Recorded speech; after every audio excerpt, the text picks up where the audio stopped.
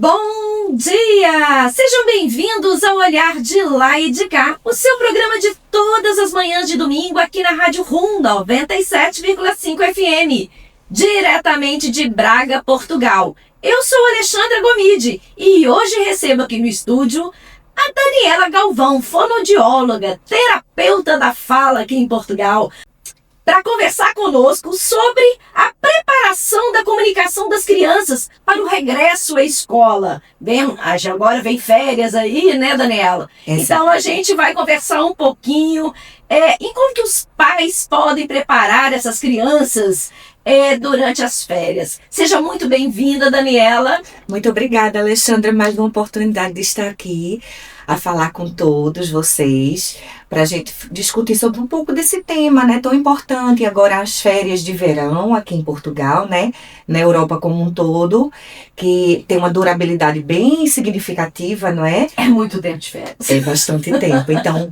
um tempo importantíssimo, um tempo de qualidade para haver um aproveitamento, para justamente preparar essas crianças para o regresso às aulas. Até porque muitas delas, inclusive, vão mudar de ciclo, então precisam estar com a sua comunicação, com a sua linguagem em dia.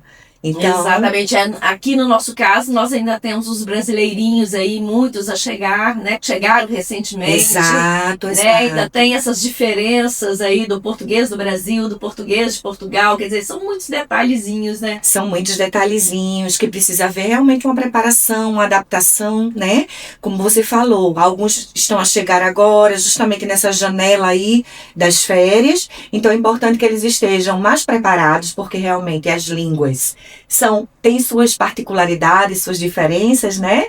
E quando existe uma dificuldade real de linguagem, aí é que essas dificuldades elas ficam mais evidentes. Uhum. Então é preciso preparar essas crianças para o retorno às aulas. Pronto. Agora, no primeiro bloco, nós vamos começar a tratar sobre a importância, né, de aproveitar as férias para estimular a linguagem e a comunicação das crianças. Eu começo, então, Daniela, por te perguntar: como que o tempo livre nas férias pode ser uma oportunidade de ouro, né, para fortalecer a comunicação das crianças? Exato, Alexandra. É uma oportunidade de fato de ouro. É um tempo que precisa ser muito bem aproveitado, não é? Porque, afinal, quando estamos de férias, desaceleramos, não é? Então, diminuímos o ritmo, embora muitas vezes acontecem as férias escolares, não é? Só das crianças, os pais muitas vezes não acompanham essas férias, mas mesmo assim, existe um tempo mais de relaxamento, de descanso, mas esse tempo ele não tem que ser só de descanso, não é? A comunicação, a linguagem, ela não tem pausa. Ela permanece. Então, é preciso que haja um aproveitamento desse tempo, não é? Porque o ritmo está diferente, como eu falei, durante a rotina laboral, a rotina escolar, as coisas agem muito na pressa, não é? A gente tem aquela programação, a gente precisa seguir aquele planeamento diário e muitas vezes a gente se pega numa velocidade muito acelerada, que a gente não para observar certos detalhes que são tão importantes do dia a dia ali dessas crianças. Então, quando estamos de férias, podemos observar com mais cuidado, com mais calma, com mais tranquilidade e ver que, de fato, se precisa intervir em algum setor ali da vida da criança. Não é? É preciso também que os pais entendam que as pequenas coisas do dia a dia, as coisas mais simples, como, por exemplo, cozinhar, como, por exemplo, conversar, né? Sentar ali ao chão, sentar ali à mesa na hora das refeições também. Claro que não durante efetivamente estar se alimentando, né? Porque a gente não pode falar e comer ao mesmo tempo. Mas são momentos ali da rotina diária que são riquíssimos de comunicação e de linguagem, que a gente pode utilizar para justamente estimular essas crianças. Na verdade, cada momento é uma oportunidade, isso, né, de desenvolver também vários potenciais, inclusive na linguagem. Exatamente. Cada momento é um momento único. E um momento muito rico de aproveitamento nesse sentido.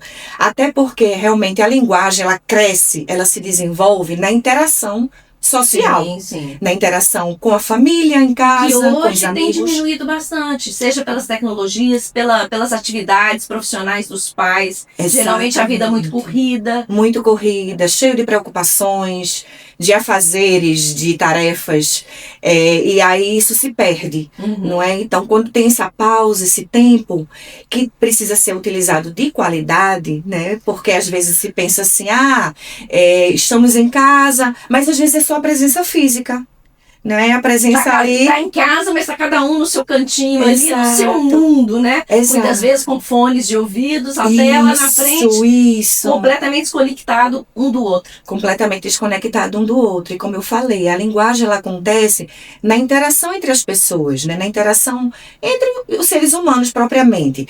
Numa tela não há interação, não é? Aquele conteúdo que se recebe é basicamente passivo. Então, a comunicação, a linguagem em si, ela acontece nessa troca, né, entre os pais e os filhos, os amigos, os familiares como um todo. Então, é aí nesse momento que a linguagem acontece. Pronto. Mas de que forma que essa estimulação da linguagem contribui para um regresso escolar mais confiante e tranquilo? A gente vai ter as férias aí para toda essa preparação, mas de que forma exatamente que isso acontece? Pois é. No fortalecimento dos vínculos, inclusive, sabe, Alexandra, quando estamos ali em casa, por exemplo, a cozinhar, vamos imaginar uma cena cotidiana, né, corriqueira ali de fazer uma comida. Então, vamos nomear aquela comida, vamos tudo que estamos a fazer, vamos narrar. Então, nesse momento, já acontece, a partir dessa interação, já acontece essa troca e já acontece essa preparação para o retorno, né, para o regresso às aulas. Porque precisamos realmente estimular a comunicação dos nossos filhos. Muitas vezes não paramos para observar, mas às vezes são crianças que evitam falar, não é? Que às vezes têm uma certa dificuldade de compreender certos comandos, certas coisas que falamos. São crianças que muitas vezes se isolam, não é? O vocabulário às vezes é bem restrito. É um vocabulário pobre para aquela idade, por exemplo. Quanto menos se comunicar, mais restrito vai ser esse Mais vocabulário. restrito vai ser, exato. Também quando eu falo de comunicação, abrange tudo, não é? Porque existem diversas formas de comunicação, né? A comunicação verbal, propriamente dita, que ela envolve a linguagem oral, não é? Essa questão da fala, da voz, mas também existem as outras formas de comunicação. A comunicação gestual, a comunicação visual, a comunicação, às vezes, né, no toque, não é? Sensitiva, então, né? Sensitiva, exatamente, sensorial. Então, existem diversas formas de comunicação, mas a falar da linguagem oral, da comunicação oral, é preciso que haja realmente intenção. É preciso que haja esse estímulo que parte de um adulto ou de uma outra criança, não é? É nas relações sociais. Ô Daniele, quando a gente fala dessas questões, tem alguma faixa etária que os pais precisam estar mais atentos? Tem sim, Alexandra, porque temos os marcos do desenvolvimento, não é? Então, podemos nos basear mais ou menos aí. Claro, aquela questão que a gente já falou, que cada criança tem seu ritmo, mas é preciso estar atento para o que é esperado para mais ou menos cada faixa etária. Vamos aqui imaginar, tá? Em termos de linguagem, né? Propriamente, dessa função executiva superior, linguagem. Criança de 2 anos que não fala nada, é um alerta, né? É um sinal aí de alerta para estar atento. Exatamente. Criança de 3 anos que só os de casa compreendem o que ela fala. Os de fora não entendem. Também é um sinal de alerta. Criança de 4 anos que tem aquela sua comunicação ali vocabulário muito pobre, muito restrito, não junta palavras ainda, não forma frase simples, por exemplo, mamã, água. Não é também, claro e evidente, um sinal de alerta. Criança de 5 anos que não sabe contar uma história com começo, meio e fim, também é algo a se preocupar. Tem que ficar atento, então, a esses detalhes. Exatamente. E o que acontece quando essa criança volta à escola com dificuldades não identificadas na comunicação? Porque, às vezes, é aquilo que a gente fala. O dia a dia tão corrido, às vezes, passa despercebido pelos próprios pais. Exatamente. E aí, às vezes, acontece da escola sinalizar, Exato. não é? Porque percebemos, inclusive aqui em Portugal, bastante, parece que as escolas, elas assumem um papel até que nós do Brasil, às vezes, até nos surpreendemos, porque existe muito claramente o papel da escola e o papel dos pais no Brasil. Aqui parece que se mistura um pouco. A escola assume certos papéis que muitas vezes, no nosso entendimento enquanto brasileiros, nós não pensávamos que a escola assumiria, não é? Então, assim, muitas vezes a professora sinaliza, a professora encaminha, e como eu disse, com alguma alteração de linguagem, com alguma dificuldade de linguagem propriamente, já dificulta a questão da aprendizagem. Vamos dizer que seja uma criança que esteja no primeiro ciclo ali, no primeiro aninho ali, a aprender a ler e escrever. Imagine que ela tem uma dificuldade de comunicação, de linguagem. Isso já vai interferir na sua aprendizagem, não é? Muitas vezes ela vai, por exemplo, escrever como ela ouve, com aquelas trocas, né, fonêmicas que a gente sabe que às vezes existe, aquelas trocas de sons, né, que eu falo, fonêmicas relacionado a som, né, e não propriamente a grafia, né, escrita. Então, assim, muitas vezes ela reproduz o que ela ouve, né, de uma maneira diferente. Então, isso vai repercutir bem negativamente na aprendizagem da criança. Então, é preciso que isso esteja muito bem organizado previamente, para quando ela ingresse na escola ou reingresse à escola, isso esteja mais adequado para que ela tenha uma aprendizagem com fluidez, né, como se deve ter. Pronto. Você está ouvindo o Olhar de Lá e de Cá, o seu programa de todas as manhãs de domingo aqui na Rádio Rum 97,5 FM. Eu sou a Alexandra Gomide e estou aqui com vocês todos os domingos. Ficaremos agora com o nosso intervalo musical, voltaremos logo a seguir. Não saia daí!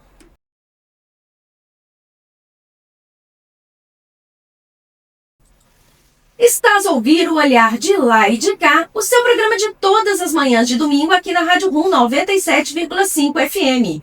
Eu sou Alexandra Gomide e hoje converso com Daniela Galvão sobre como preparar a comunicação das crianças para o regresso à escola, aproveitando agora esse período de férias. No segundo bloco agora iremos identificar algumas necessidades, ou seja, que sinais os pais devem estar atentos durante as férias que podem indicar dificuldades na fala ou linguagem? Bom, Daniela, eu começo então o segundo bloco agora por perguntar: quais os comportamentos podem indicar que a criança está com atraso na fala ou na compreensão? Vamos lá, Alexandra. Aquela criança que muitas vezes se isola, aquela criança que evita falar, que muitas vezes quando vai se expressar, a comunicação ela é muito restrita, ela não tem um vocabulário vasto.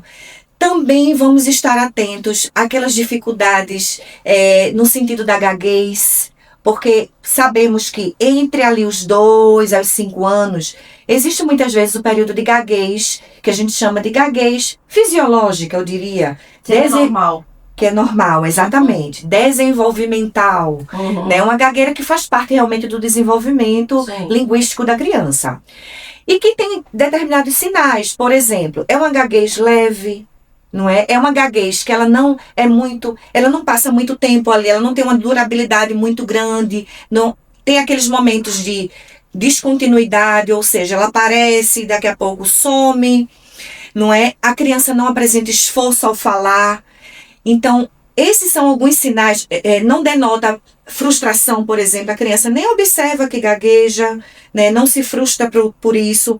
Então, são sinais que demonstram que é justamente que faz parte do desenvolvimento linguístico dela, essa gaguez. Mas, um sinal de alerta, quando essa gaguez persiste por mais de 6 meses e que apresenta sinais de esforço ao falar e que a criança também já começa a observar e já se apercebe e já evita até falar, por saber que vai ter esses momentos, muitas vezes, de repetição. Eu quero água.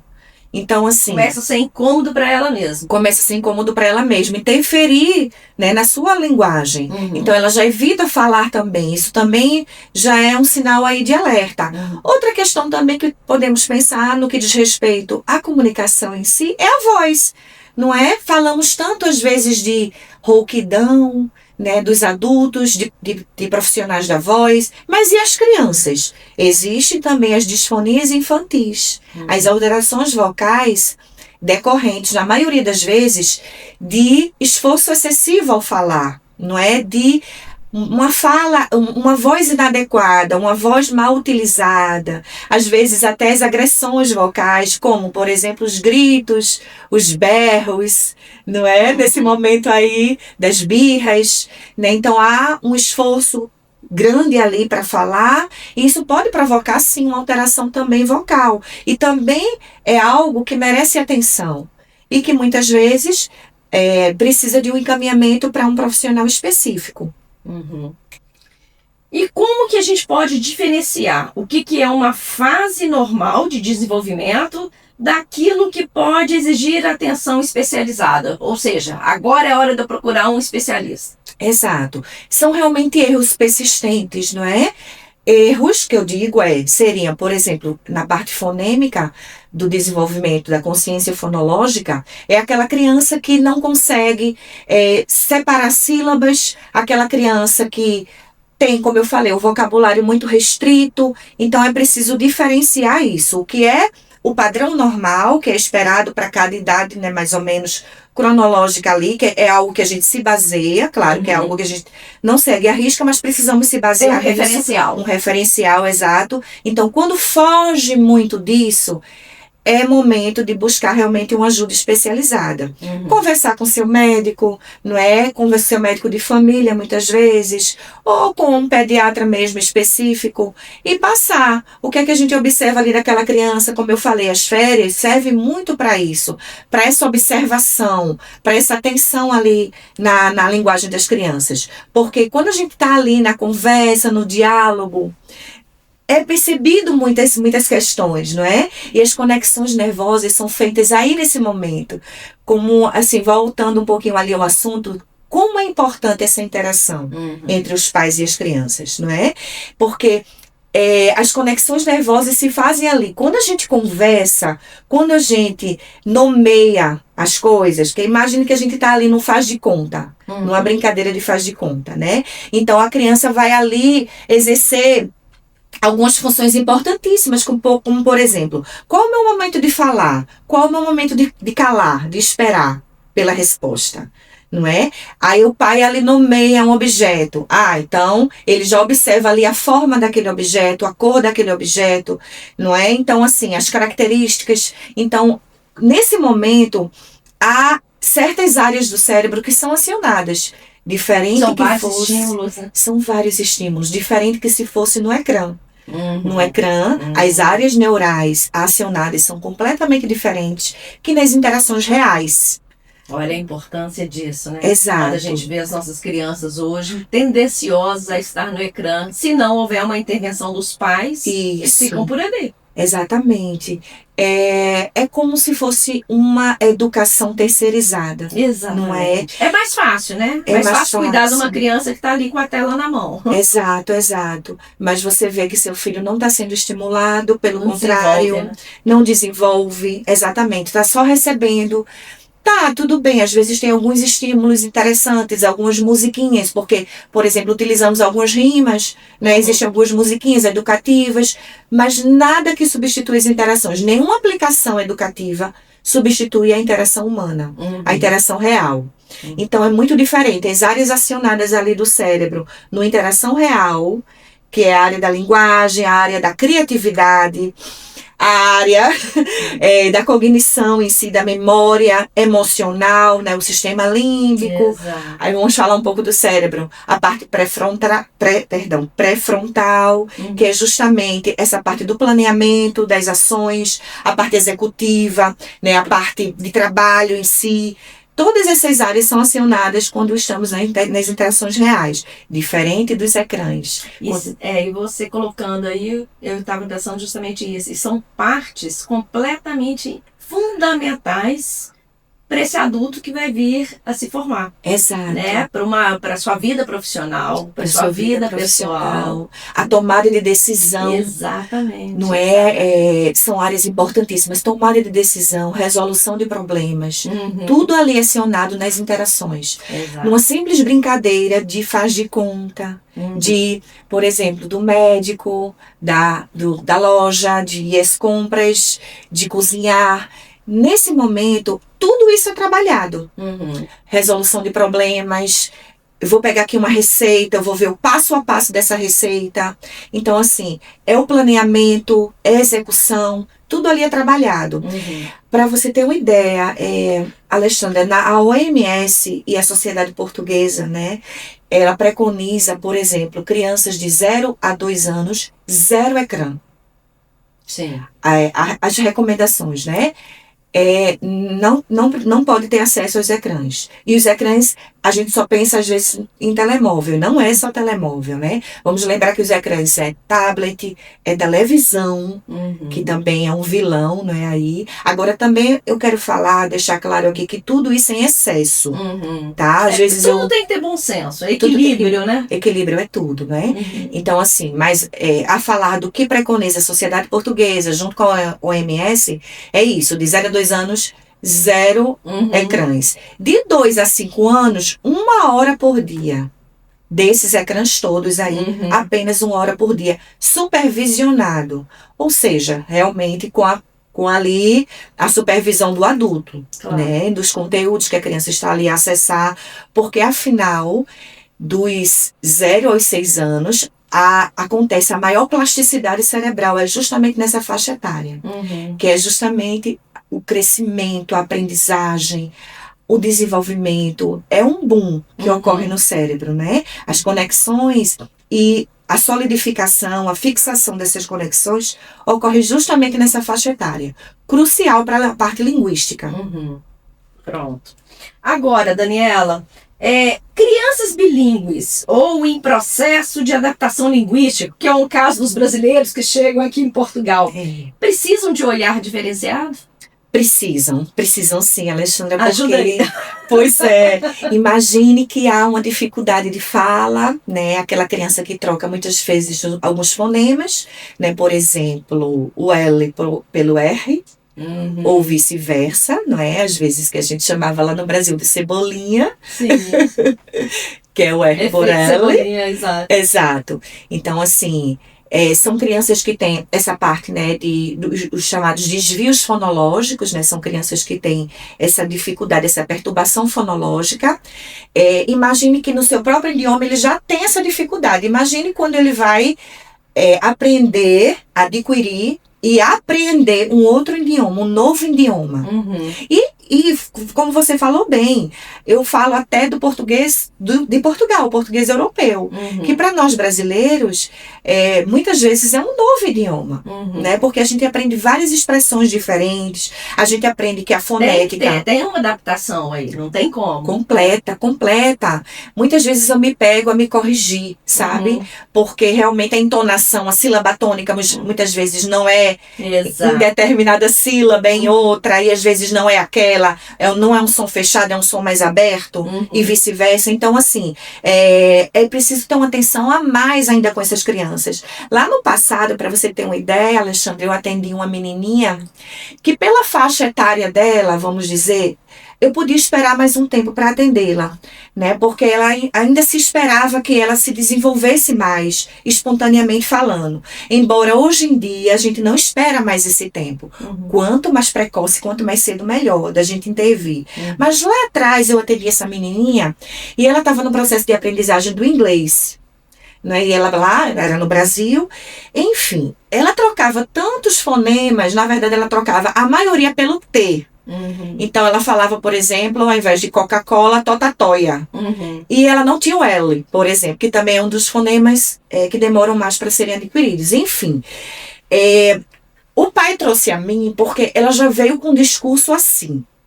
Ele pegou a criança a conversar com as amiguinhas e a criança dizia assim: eu sou uma porcaria mesmo, porque eu não sei falar, eu não consigo falar.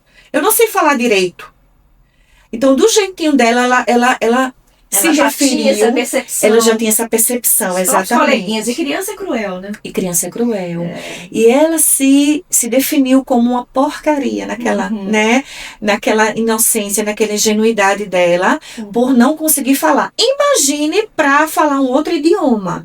Porque os pais estavam numa transição, os pais iam se mudar realmente para o exterior e ela precisava aprender o inglês.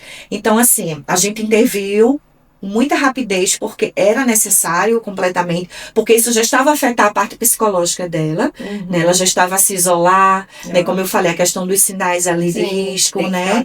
Onde a gente precisa intervir. Exato. Então, são nesses casos, realmente merecem uma atenção especial. Crianças bilíngues e até aqui, né? No contexto do português, mas... Exatamente. Pronto. Você está ouvindo o Olhar de Lá e de Cá, o seu programa de todas as manhãs de domingo aqui na Rádio Rum 97,5 FM.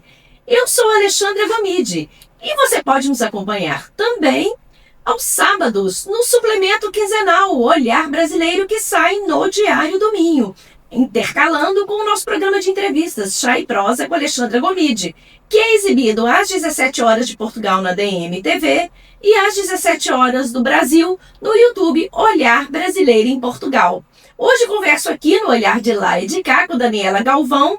Estamos a falar sobre a preparação das nossas crianças nesse período de férias, no que diz respeito à comunicação. Vamos agora ao nosso intervalo musical, voltamos logo a seguir. Não saia daí!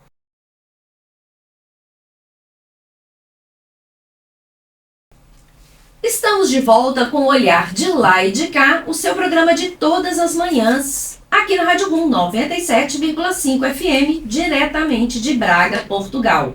Eu sou Alexandra Gomide e hoje recebo aqui no estúdio Daniela Galvão, fonoaudiólogo e aqui, né, terapeuta da fala. Estamos a falar exatamente de como preparar a comunicação das nossas crianças para o regresso à escola.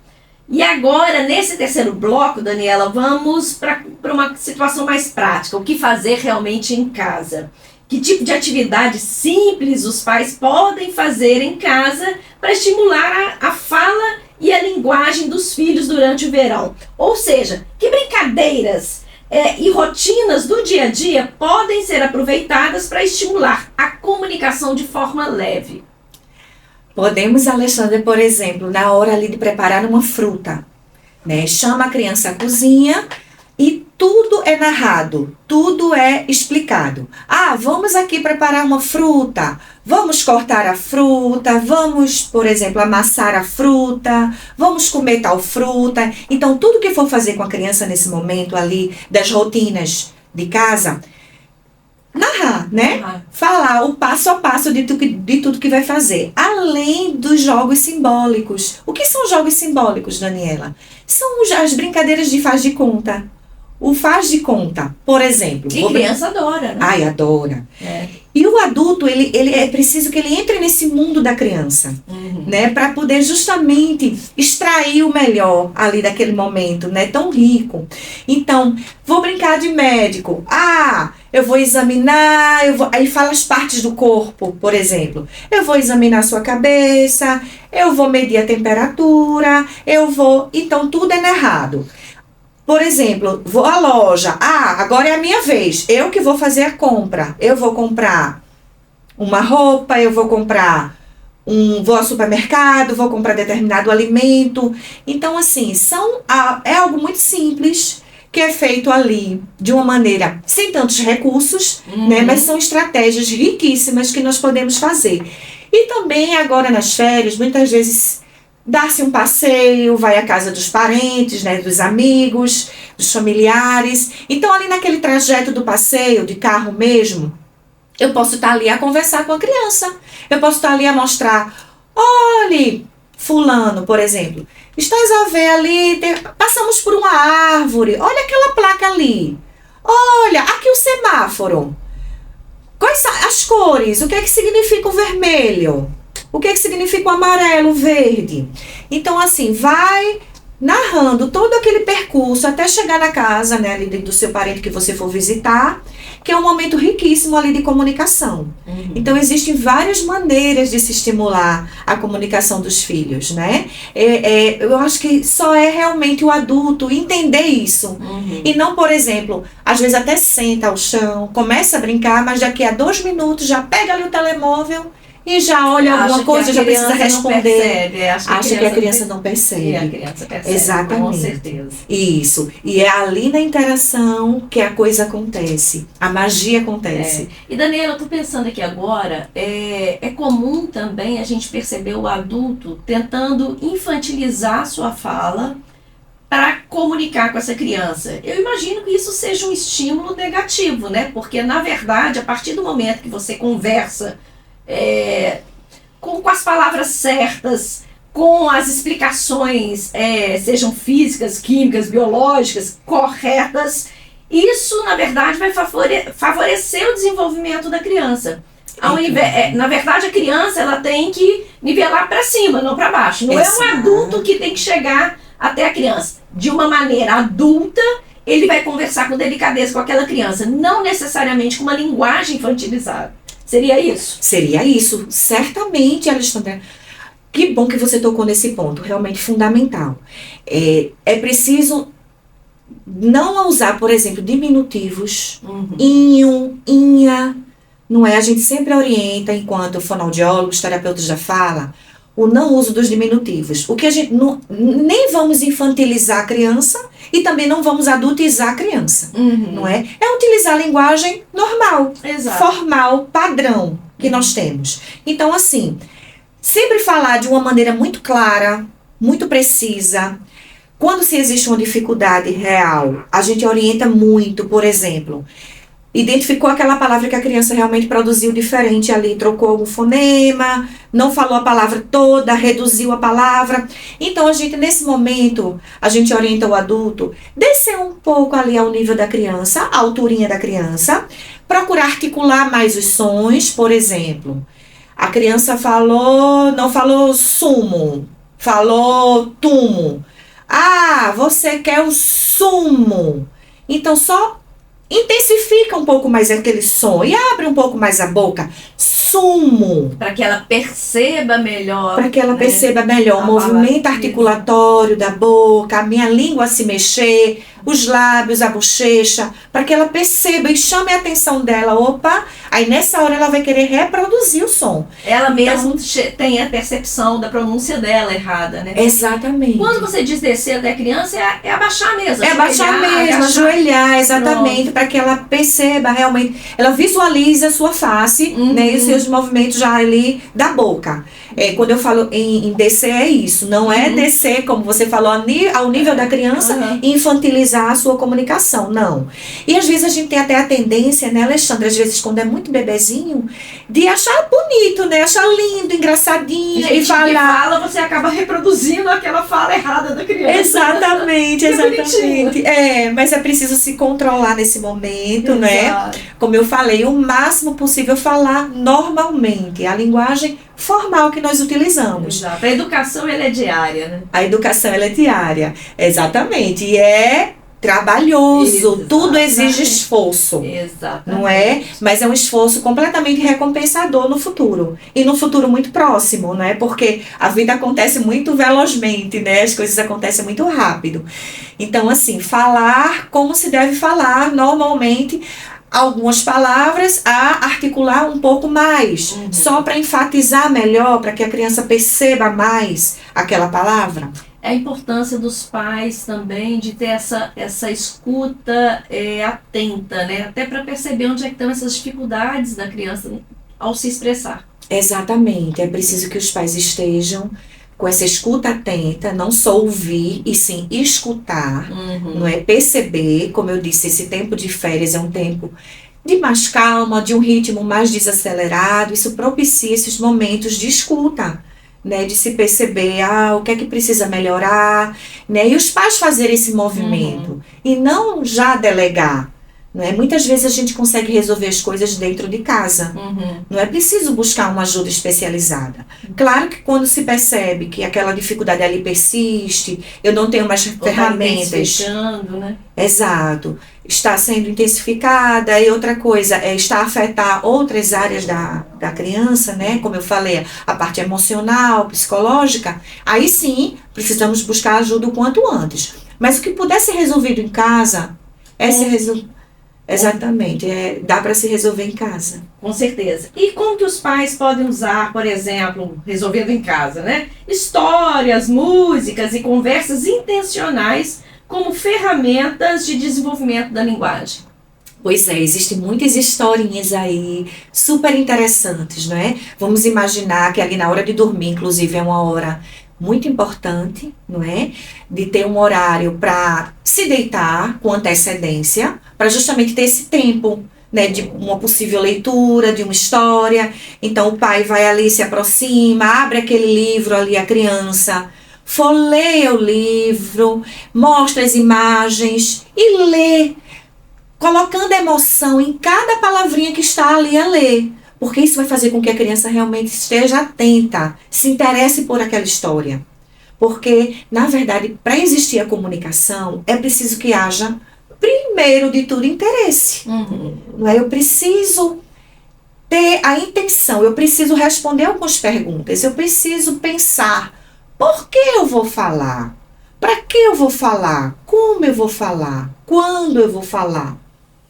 Então, assim, é preciso despertar esse interesse da criança. Então, quando eu pego um livro de uma história, que eu folheio ali e que eu mostro a ele, que eu começo a ler aquele livro, de uma maneira entusiasmada, de uma maneira dando entonação, dando a melodia a cada palavrinha ali, a criança vai estar atenta certamente ao que você está a ler. E outra coisa, eu posso utilizar aquela mesma história para a criança recontar a história, que também é fundamental. É algo super interessante. Quando a criança reconta a história, ouvir, ela vai ter que falar. Ela vai ter que falar, exatamente. E outra coisa, crianças mais pequeninas, vamos imaginar as menores que não leem ainda, não é? Então eu vou mostrar ali as imagens, eu vou ler, mas depois eu vou entregar o livro a ela e agora eu vou dizer, conte pra mim agora essa história. E aí ela vai pegar pelas imagens e vai começar a contar do jeitinho dela. E aí, a gente pode, inclusive, inventar, criar novos finais para essa história, novos desfechos, né, que também é outra coisa interessante. Então, existem várias maneiras de se estimular a comunicação das crianças, né? Na verdade, aí está estimulando criatividade, está estimulando várias coisas, né? Não é nem só a comunicação. Com certeza. Essas funções executivas que eu falei, a cognição, exatamente, que envolve linguagem, memória, criatividade, o lidar com as emoções, né? Então, todos esses sistemas ali cerebrais estão sendo completamente acionados e estimulados. Outro exemplo que eu poderia dar, Alexandra, seria músicas. Músicas, não só músicas com repetições, por exemplo, com onomatopeias, né? Aquelas músicas com repetições, mas músicas de um modo geral também é interessante trabalhar com músicas, com desenhos também, com pinturas, né? Porque às vezes a gente pensa assim mais em ler, mas a criança também quando desenha, quando pinta, ali está sendo trabalhado. Está se comunicar ali. Está se comunicando de uma maneira incrível. E eu estava aqui a pensar, às vezes tem crianças com dificuldades de comunicação, que muitas vezes pegam a mãozinha do adulto e leva para aquele sítio lá que quer pegar alguma coisa, por exemplo. Quero pegar alguma coisa no armário, então eu levo a mão da minha mãe ao invés de falar. Então isso também é um momento que a mãe, por exemplo, né, a orientar assim, pode chegar, se nivelar, né, descer ali a alturinha dela e dizer, o que é que você quer? Você quer um livro ou você quer um lápis? O que está dentro daquele armário? Dá opções, de preferência 2 opções, né? Não muitas opções, mas assim, ela vai ter que se manifestar. Ela vai ter que se manifestar, exatamente. E não só simplesmente ir até o armário. Ainda que o adulto tenha compreendido o que a criança quer, é uma forma de colocar a criança para falar exatamente aquilo que ela quer. Isso mesmo. Seria basicamente isso. Seria basicamente isso. Porque muitas vezes a gente peca nessa parte. Exatamente. Não é? A gente já sabe tudo. Até para ser mais rápido, né? Para ser mais rápido. E nós já sabemos tudo que a criança quer. Exatamente. Então, as é muito respostas já estão cômodo. prontas. Exatamente, é muito cômodo. E como eu falei, para se comunicar, para falar, para ter linguagem, é preciso ter esforço. Tem que ter o preciso estímulo. gastar energia, Uhum. ter estímulo. Então, assim, muitas vezes o comodismo causa isso. Exato. Eu já sei o que ele quer, então eu vou. Pronto. Mas não, vamos fazer um esforço ali contrário e vamos estimular essa criança a falar. Pronto. A gente está falando aqui, Daniela, mas a gente colocou muito o papel do pai, da mãe, mas tem todo um contexto familiar envolvido em volta dessa criança. Como que a gente pode também estar envolvendo a família como um todo? Pois é, elas também, é fundamental também isso, é importantíssimo. Tá todo mundo engajado, né? É preciso que haja uma cooperação mútua, né? Entre todas as partes, não só aquelas pessoas, inclusive não só entre aqueles integrantes ali do ciclo familiar que mora ali naquela casa. Não só da casa, Não né? só da casa, exatamente. Porque acaba que vivendo realidades diferentes, estímulos diferentes. Então também não pode se fechar só naquele ciclo. Só ali, naquele né? ciclo, exatamente. Muitas vezes a gente precisa envolver, inclusive, os avós, Uhum. não é? Os tios, pessoas que estão de uma certa forma ali próximas, que tem que também ter a mesma comunicação com a criança que eu tenho dentro de casa.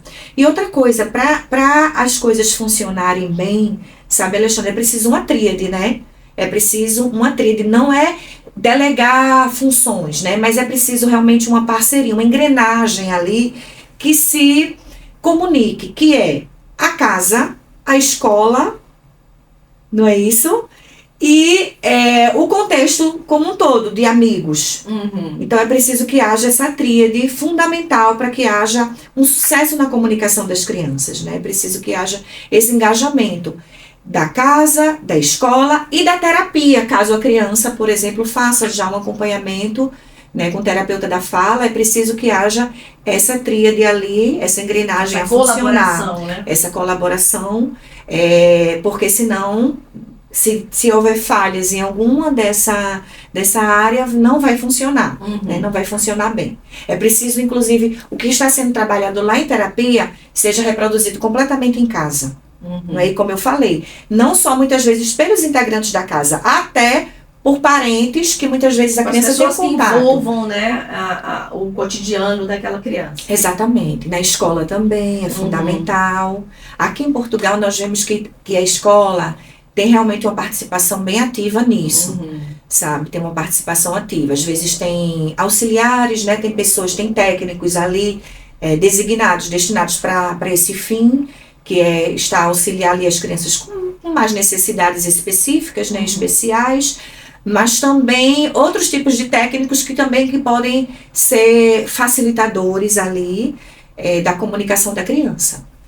Você está ouvindo o Olhar de Lá e de Cá, o seu programa de todas as manhãs de domingo aqui na Rádio Rum 97,5 FM. Eu sou Alexandra Gomide e se você quiser participar do nosso programa ou contribuir com alguma sugestão, pode contactar-me diretamente no meu direct, @Alexandra Gomide, Instagram, Facebook, TikTok, X, estamos por aí em todas as mídias.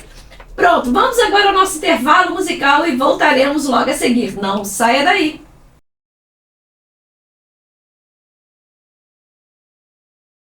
Estás a ouvir o Olhar de Lá e de Cá, o seu programa de todas as manhãs de domingo aqui na Rádio Rum 97,5 FM. Eu sou Alexandra Gomide e hoje converso com a fonoaudióloga, com a terapeuta da fala aqui em Portugal, Daniela Galvão. Estamos a falar sobre preparar a comunicação das crianças para o regresso à escola. Estamos aqui diante, né, das férias e vamos aproveitar esse momento para também ajudar o desenvolvimento dos nossos filhos.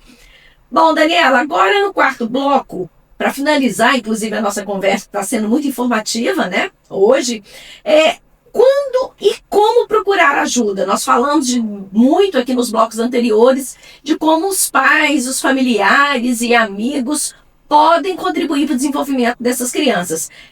Mas chegam a determinar, tem alguns casos, chega em determinados momentos, e que se percebe que só essa intervenção familiar não é o suficiente e realmente vamos precisar de um profissional especializado ali naquele momento. Quando é que os pais devem procurar um terapeuta da fala e como funciona esse acompanhamento? Esse vai ser o nosso mote agora do quarto bloco.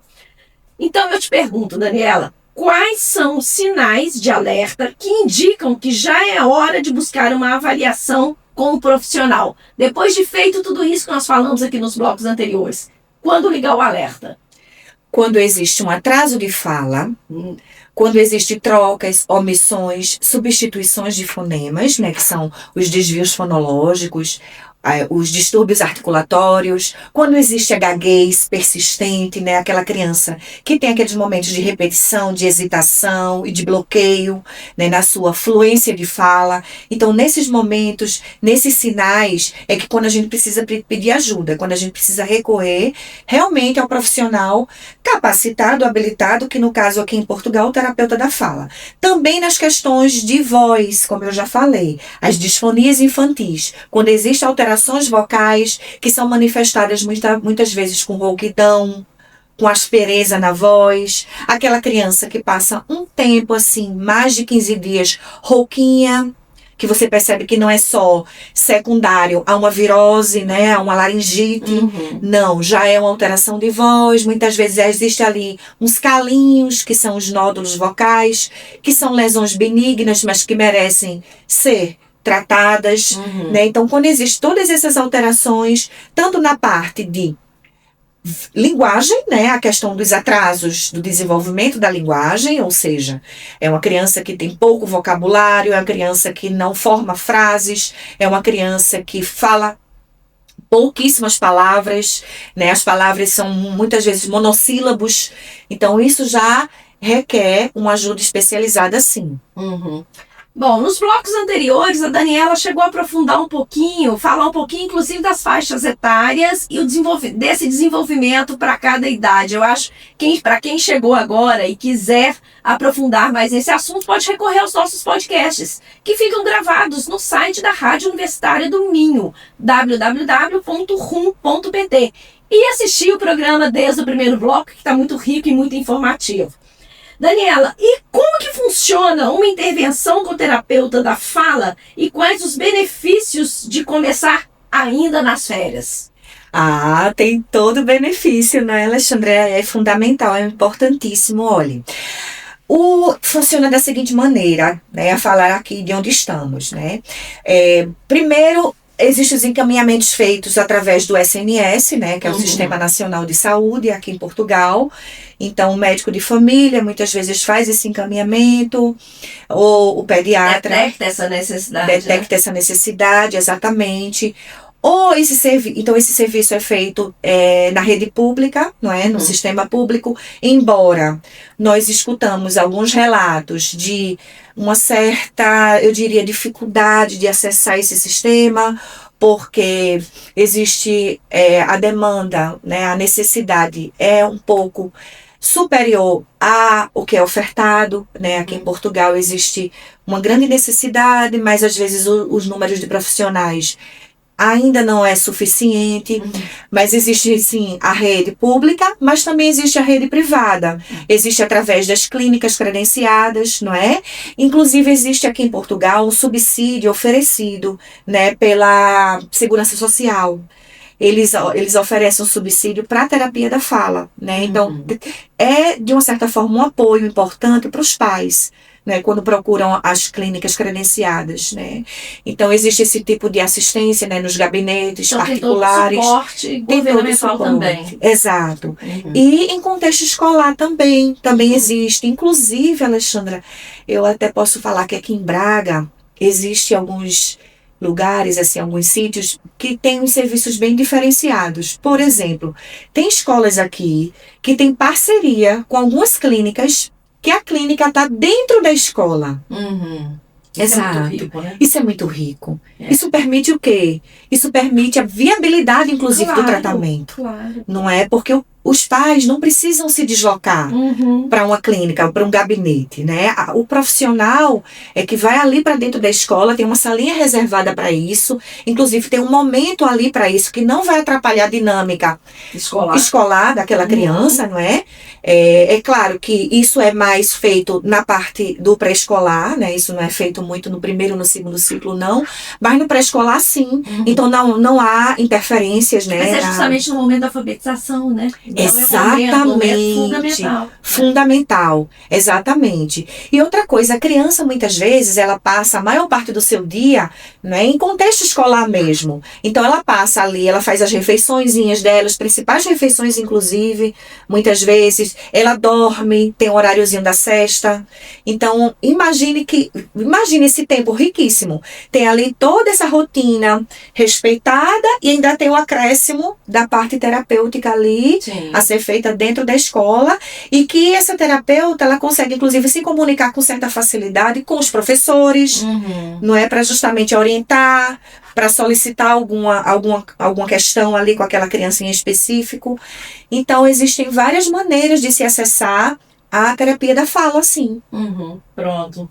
E pensando agora nos pais, que tipo de apoio esses pais devem esperar e buscar durante esse acompanhamento? Porque a criança, a gente, como você colocou aí, vai ter esse suporte. Os pais, como é que eles ficam nesse acompanhamento, nesse tratamento? Nesse tratamento. Em primeiro lugar, Alexandra, a criança vai passar por um rastreio, não é? A criança vai passar por uma anamnese, não é? Junto com os pais. Então, no primeiro momento, esses pais precisam estar presentes na sessão, na primeira sessão. Então, a criança vai passar ali, vão ser colhidos dados de anamnese, dados importantíssimos do histórico todo da criança, como é que se deu a gestação, o nascimento, se tem algum histórico de doenças pré-existentes. Por exemplo, até no caso da gaguez mesmo, a falar dela, existem os fatores de risco, né? Às vezes, a presença de gaguez na família, também outros integrantes também é um fator de risco para a criança ter gaguez. Então, assim, isso tudo vai ser coletado, todos esses dados. Então, os pais, nesse primeiro momento, é crucial a presença dos pais com a criança. Porque o profissional, muitas vezes, já vai começar ali a observar a criança. Como é o comportamento daquela criança naquela sala, naquele momento terapêutico. Porque tudo é terapia, não é? Tudo é observado, tudo é avaliado. Posteriormente a esse momento, vai ser feita uma avaliação diretamente com a criança. Então, ali pode ser aplicado alguns testes, né, alguns protocolos de avaliação, se caso for necessário, para se ter uma definição mais exata daquele quadro, do que é preciso ser planeado para aquela criança. E aí é dado um feedback aos pais do que vai ser feito naquele processo terapêutico daquela criança. Então, o que é que os pais podem esperar? Os pais podem e devem esperar um profissional comprometido, podem e devem esperar sempre uma devolutiva de como está o andamento do tratamento do seu filho. É importantíssimo. Inclusive, a terapia, Alexandra, ela não só dura, por exemplo, 45 minutos daquele tempo ali que o profissional está diante da criança. Com certeza. Pelo contrário. E as outras horas do dia, né? Que a criança vai estar ou na escola, ou vai estar agora nas férias com os pais em casa. Então, é preciso sempre dar uma continuidade ao que está sendo feito ali em terapia. Então, é importante que esse profissional se comunique com os pais e passe tudo que está sendo feito lá dentro e o que vai ser feito em casa. Oriente esses pais a reproduzir o que está sendo feito em casa, em terapia. Não é? Por exemplo, existem alguns... Quando se trata de dificuldades articulatórias, ou até de gaguez mesmo, que é a parte de fluência de fala, existem alguns exercícios que nós, terapeutas, passamos, que são exercícios miofuncionais, né, exercícios motores, nessa parte de órgãos fonoarticulatórios, nessa parte de cabeça e pescoço, que é preciso que os pais dêem continuidade em casa, porque senão é muito pouco a criança ser atendida ali 45 minutos, uma vez por semana, e o restante da semana. Claro. Claro. Então, é fundamental que haja essa comunicação contínua entre o profissional que está a assistir o seu filho e os pais. Pronto. Você está ouvindo o Olhar de Lá e de Cá, o seu programa de todas as manhãs de domingo, de 8 às 10 da manhã. Hoje a nossa proposta aqui era justamente essa, mostrar que durante as férias, o tempo em família pode ser mais do que descanso. Pode ser um momento de escuta, observação e fortalecimento de vínculos. Aproveitar esse período para cuidar da comunicação das crianças é uma forma de prepará-las, não só para o regresso às aulas, mas para a vida. E lembrar, se houver dúvidas, procurar orientação é sempre um ato de carinho e de responsabilidade. Daniela, muito obrigada por estar mais uma vez aqui conosco, trazendo tanta informação, tanto conhecimento útil e prático. Eu que agradeço, Alexandra. Foi muito gostosa essa nossa manhã.